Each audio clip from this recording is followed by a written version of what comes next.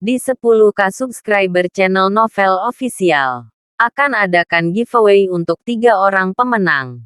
Jangan lupa untuk selalu komen dan like untuk setiap video. Selamat datang di channel Novel Official. Sebelum mendengarkan novel, Perintah Kaisar Naga, jangan lupa like, share, and subscribe. Kalau tidak kuretakkan jantung kalian. Tanpa lama-lama lagi langsung saja kita masuk di cerita novelnya. Selamat mendengarkan bosku. Bab 256-260. Bu. Rumah tua itu akan dikembangkan. Dan itu akan sangat berharga di masa depan. Faktanya, Dev tidak peduli uang sebanyak itu. Dia hanya tidak ingin membuat keluarga Erwin lebih murah. Apa? Untuk mengembangkan. Benar atau salah? Ketika Selin mendengarnya, dia langsung tertarik. Jika itu masalahnya, ketika rumah tua itu dijual, akan ada banyak uang. Benar. Semuanya sedang direncanakan sekarang. Saya melihat laporannya di rumah Wali Kota Ling. Dev berkata dengan jujur. Dev, apa maksudmu? Ini untuk mengatakan bahwa aku ingin berbohong ke tempatmu. Kamu telah melihat laporan di rumah Wali Kota Ling, dan kamu sangat pandai dalam hal itu. Mengapa kamu tidak mengatakan bahwa kamu sudah makan di rumah Wali Kota Ling? Erwin berteriak pada Dev dengan marah. Saya memang benar-benar makan di rumah Wali Kota Ling. Dev mengangguk. Hahaha. Ketika Dev mengatakan ini, semua orang tertawa. Charles, yang belum pernah berbicara, juga mengangkat mulutnya. Saat ini saya telah melihat banyak orang membual. Tetapi ini adalah pertama kalinya saya melihat pembual seperti Anda. Apakah Anda tahu siapa saya? Di depan saya mengatakan, ini, sejujurnya, Wali Kota Ling akan datang untuk makan di sini segera. Dan ayahku akan menemaninya. Bukankah kamu mengatakan bahwa kamu makan di rumah Wali Kota Ling? Aku akan mengajakmu bersulang dan melihat Wali Kota Ling. Apakah tahu siapa Anda? Oke, Dev mengangguk tanpa panik. Dev. Selin buru-buru menarik lengan Dev. Lelucon lain dapat dibuat. Ini adalah lelucon dengan pemimpin kota. Bukankah ini mencari kematian? Wajah Edward juga menjadi dingin. Dev, duduklah. Untukku, Edward juga tidak percaya bahwa Dev telah makan di rumah William Ling. Bagaimanapun, Dev hanyalah orang biasa. Sungguh sebuah fantasi bisa pergi ke rumah wali kota untuk makan. Ketika Edward berbicara, Dev hanya bisa duduk untuk sesaat. Semua orang memandang Dev dengan mencibir. Kakak ipar Dev hanya berbicara omong kosong. Jika dikembangkan di sana, tidak bisakah saya tahu? Saya pikir dia hanya tidak ingin mencari pekerjaan yang serius atau menjalani kehidupan yang baik. Jadi dia hanya mengatakan ini sebagai tahanan kerja. Dia bisa pergi ke rumah wali kota untuk makan malam. Apakah itu? Erwin menatap Dev dengan dingin dan melanjutkan. Kakak ipar, identitas Dev. Saya ingin memberinya setengah PNS. Tahukah Anda berapa banyak risiko yang saya ambil? Tapi, jangan khawatir. Saya akan mencari pekerjaan untuknya. Tetapi saya tidak ingin Anda di rumah tua tanpa biaya. Saya akan memberi Anda 100.000 yuan. Cukup untuk Anda untuk hidup selama beberapa tahun. Menyewa rumah sendiri. Dan Anda tidak perlu meminjam rumah orang lain. Ketika Selin mendengar bahwa Erwin benar-benar mengembalikan 100.000 yuan, matanya tiba-tiba berbinar. Mengetahui bahwa rumah tua itu tidak berguna jika ditinggalkan, dan tidak buruk untuk menyadari 100.000 yuan kali ini Erwin. Jika kamu mengatakannya seperti ini, kakak ipar tidak punya apa-apa untuk dikatakan.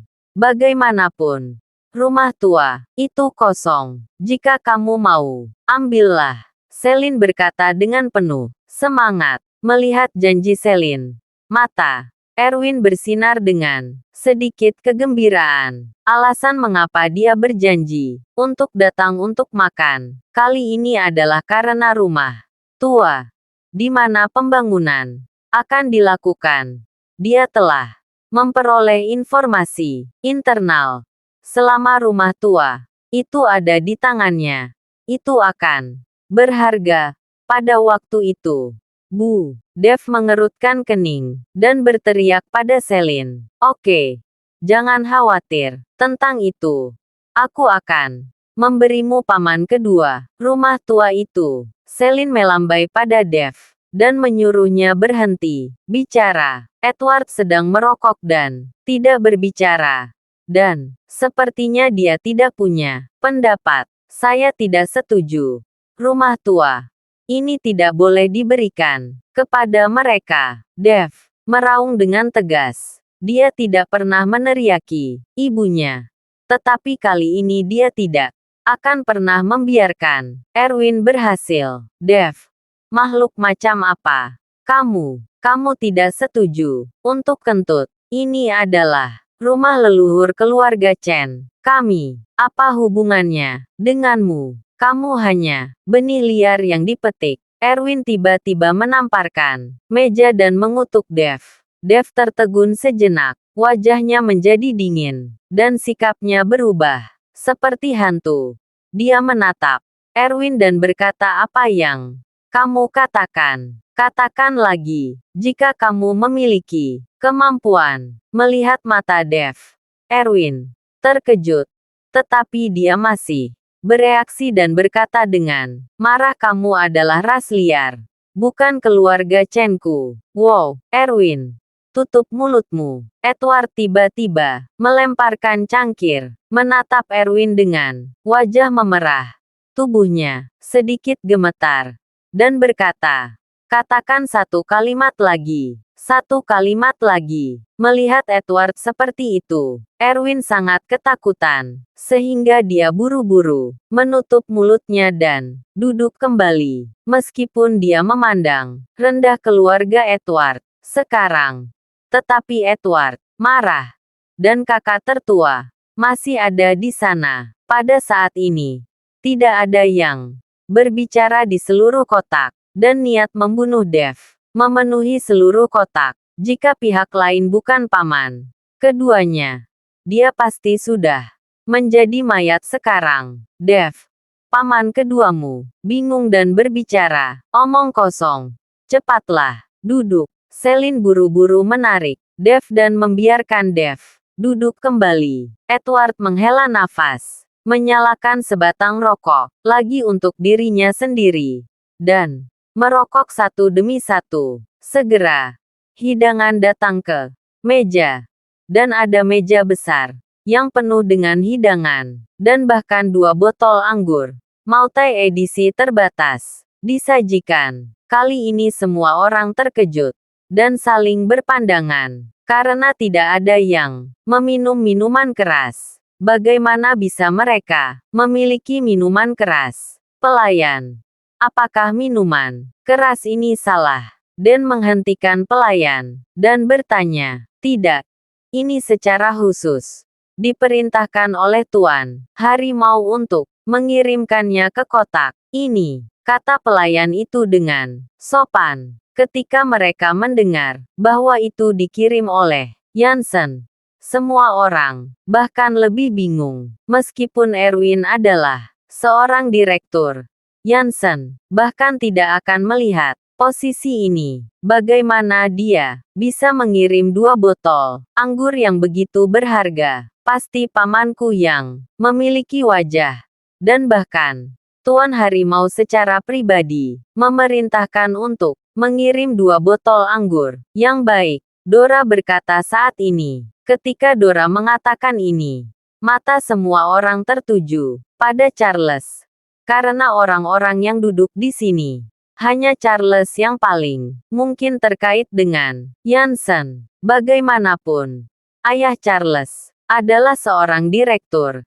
Jadi, itu normal untuk berteman dengan Jansen. Charles, aku tidak berharap kamu mengenal Jansen. Kedua botol anggur ini tidak murah. Tampaknya Tuan Hu telah memberimu banyak. Wajah Erwin juga berkata dengan terkejut. Hoho, Charles tertawa. Kering ayah. Bu, Jansen. Dan aku hanya makan sedikit. Aku tidak berpikir dia tahu. Aku ada di sini. Demi wajah. Aku bahkan memberimu 2 botol dari anggur. Kakak ipar. Kamu sangat luar biasa. Kamu bahkan mengenal seseorang seperti Tuan Harimau. Setelah itu, aku bisa berjalan menyamping di Hongcheng dan melihat siapa yang berani tidak menghormatiku, dan juga penuh kegembiraan.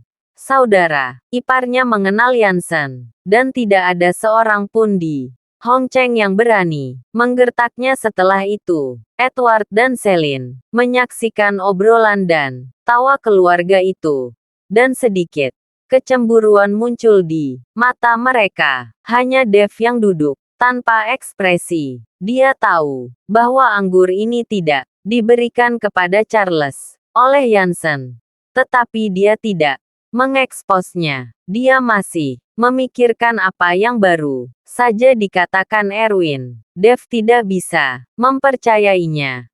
Apakah dia benar-benar mengambilnya? Pada saat ini, dia mengingat adegan ketika Nagariu tua itu memeriksa tangannya untuk memberinya denyut nadi di penjara. Pada saat itu, Nagariu tua mengatakan bahwa dia memiliki darah naga di tubuhnya. Dan dia jelas bukan anak orang biasa. Tetapi Dave hanya tahu bahwa orang tuanya hanyalah orang biasa. Jadi, dia tidak peduli apa yang dikatakan Ryu tua. Tetapi pada saat ini, Dave mulai memiliki keraguan tentang pengalaman hidupnya. Karena Erwin tidak akan berbicara omong kosong tanpa alasan. Dan hati Dave mulai sedikit kacau. Ibu dan ayah, aku akan menuangkannya untukmu. Anggur ini tidak murah. Jika bukan karena Charlesku, tidak akan ada kesempatan untuk meminum anggur Mautai edisi terbatas ini. Gemma berkata, membuka botol dan mengisi Dora dan Erwin. Kakak, beri aku secangkir untuk dicicipi.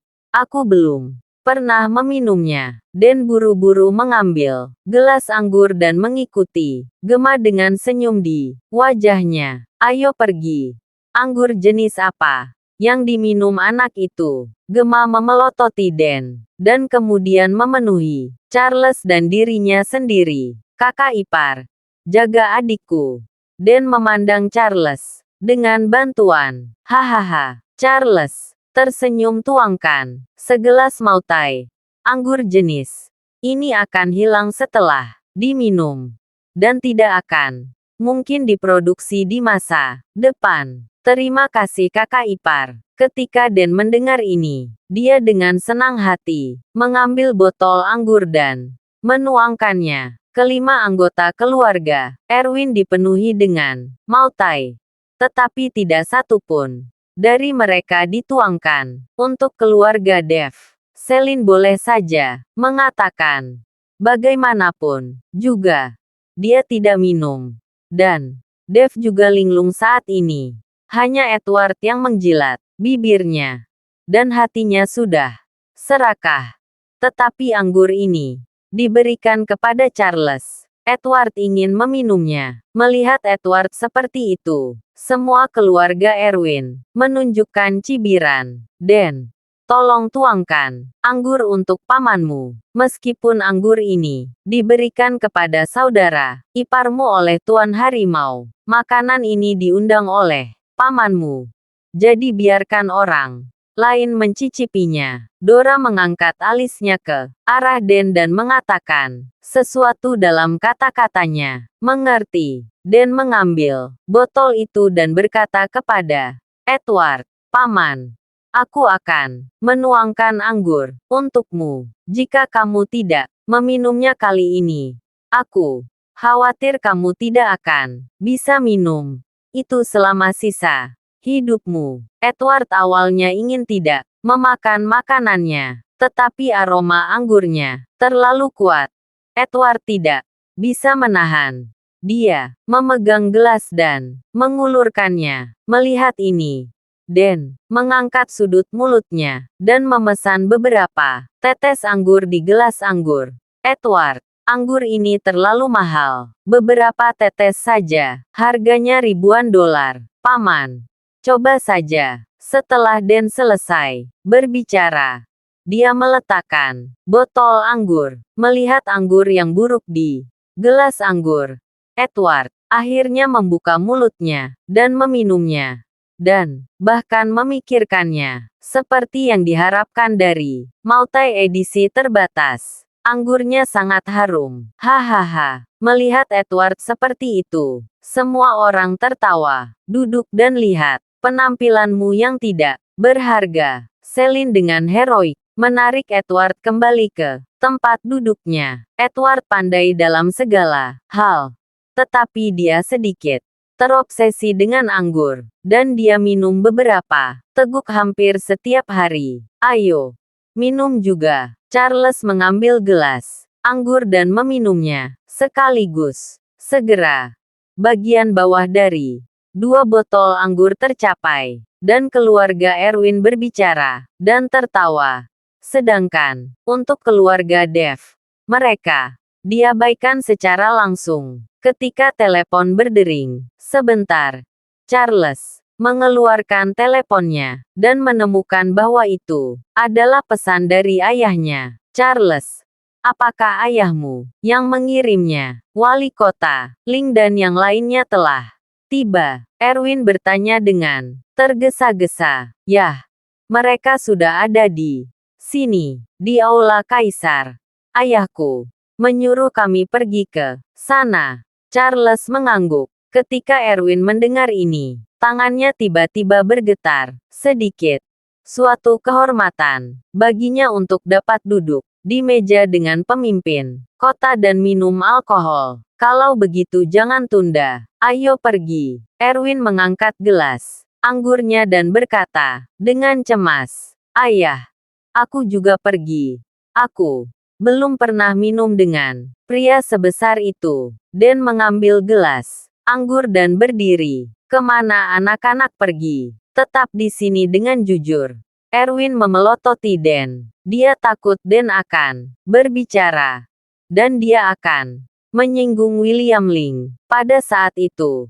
Yang akan merepotkan. Dia tahu bahwa akan ada orang biasa yang bisa minum dengan para pemimpin tertinggi kota. Ayah, biarkan Dan mengikutinya. Akan baik untuk masa depan melihat lebih banyak dunia. Charles membujuk Erwin. Yah, ingat, ketika kamu sampai di sana, jangan katakan apa-apa. Erwin menasihati Dan. Aku akan pergi juga. Dan aku juga ingin bertemu dengan wali kota Ling yang tidak egois. Dora dan Gemma juga berteriak-teriak untuk pergi bersama. Oke, ayo pergi bersama.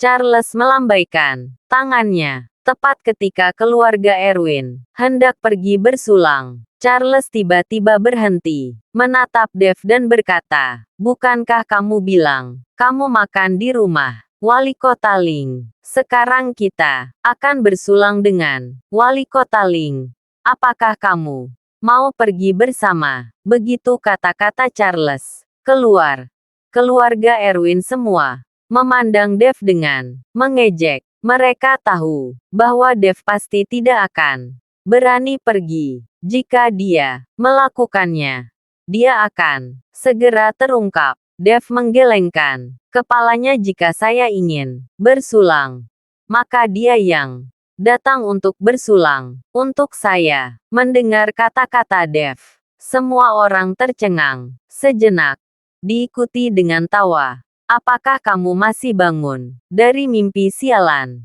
Kamu bilang wali kota Ling datang untuk bersulang untukmu. Wali kota Ling, aku akan menyampaikan kata-katamu. Aku ingin untuk melihat bagaimana wali kota Ling memperlakukanmu. Setelah Charles selesai berbicara, dia membawa Erwin dan yang lainnya keluar. Tepat setelah berjalan keluar dari pintu, Dora berhenti dan berbalik dan berkata, "Ayo, pergi bersulang.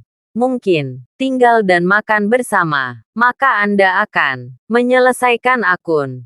Tidak perlu menunggu.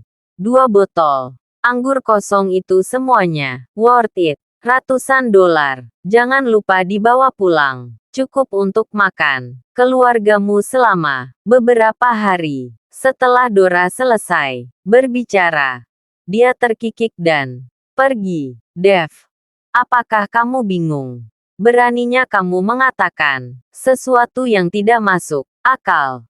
Bukankah ini menyebabkan masalah?" Selin berkata kepada Dev dengan tatapan khawatir. Setelah keluarga Erwin pergi, "Bu, tenanglah," kata Dev sambil tersenyum tipis. "Hei," Edward menghela nafas, "saat ini berapa harga meja ini? Apa yang bisa saya lakukan?" "Ayah, jangan khawatir tentang itu. Aku punya solusi. Atau kamu dan ibuku harus kembali dulu. Dan aku yang akan menangani tagihannya." Dev tahu bahwa orang tuanya ada di sini. Jadi dia hanya akan khawatir. Jadi dia sebaiknya membiarkan mereka pulang dulu. "Baiklah. Aku akan kembali dengan ibumu untuk mencari uang. Kamu harus ingat, jangan berkonflik dengan orang lain. Ini adalah restoran Tuan Harimau, bukan tempat kamu bisa untuk bersenang-senang." Edward menasihati Dev. "Mengerti." Dev mengangguk, meskipun Selin sedikit khawatir. Dia masih mengikuti Edward dan pergi menemui tetangga lama itu untuk melihat apakah dia bisa meminjam uang atau makan bawang di restoran Jansen. Itu akan mati. Setelah orang tuanya pergi, Dev duduk kembali dan tanpa sadar memikirkan pengalaman hidupnya sendiri. Keluarga Erwin di sisi lain naik lift ke atas dengan gelas anggur dan langsung menuju aula kaisar tempat William, Ling dan yang lainnya berada. Melihat kotak pribadi yang jelas mewah, mata Den tidak bisa melihatnya. "Kakak ipar, kapan kamu mengundang kami untuk makan di ruang pribadi seperti ini?" Lihat penusukan hidung Dev, dan dia bahkan memperlakukan tamu di ruang pribadi biasa di bawah. Dan bertanya pada Charles, "Ini hanya kamar pribadi biasa. Kekurangan bodoh. Dev mungkin belum tentu membayarnya. Mari kita lihat bagaimana dia menyelesaikan tagihannya sebentar lagi. Jika dia berani makan makanan tuan, diperkirakan Raja Harimau akan membunuhnya." Gema menutup mulutnya dan tersenyum. "Diam kalian berdua. Tahukah kalian di mana tempat ini? Semua orang besar yang makan. Kalian berisik dan berisik. Jika kalian bertengkar dengan orang besar, itu akan merepotkan." Charles menegur keduanya dengan wajah dingin. Den dan Gema segera menutup mulut mereka, ketakutan. Dan Erwin setuju. "Charles benar.